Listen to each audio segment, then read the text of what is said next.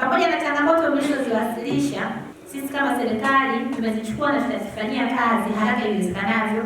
Nilitamani mnapoondoka hapa muondoke na mambo yafuatayo.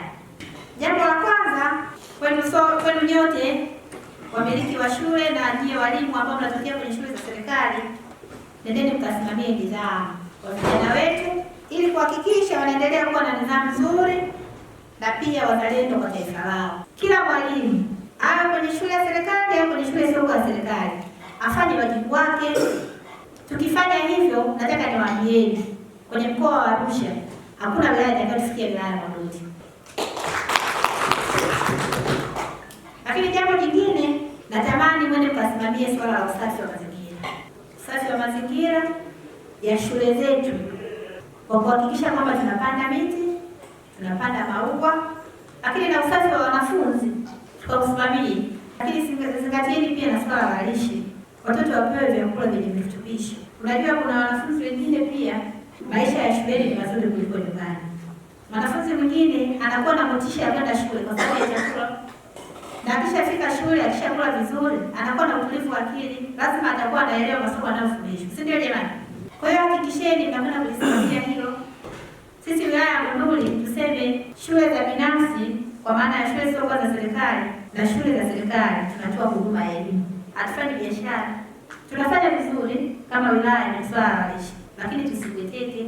Pengine natamani ninyi kama wadau wa elimu muwe na vikao vya mara kwa mara baina yenu nyie na wazazi. Kwa hiyo lazima tutengeneze utaratibu wa vikao vya mara kwa mara na wazazi. Hapo vipi?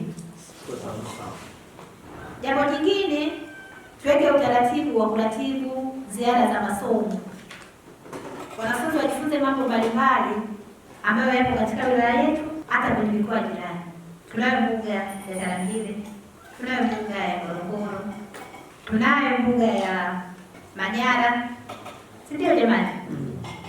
WMA hapo, Makuyuni na maeneo mengine mengi. Wanafunzi waende wakajifunza. Nayo hii msifanye mahela makubwa mtaka kufanya nini? Pata faida.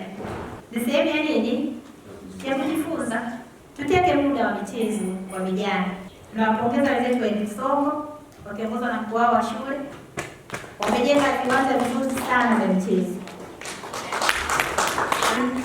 Michezo ni ajira, lakini michezo inajenga afya na akili. Kupitia michezo pia tutatengeneza mahusiano, tutenge vipindi vya dini. Tutenge muda wa vipindi vya dini.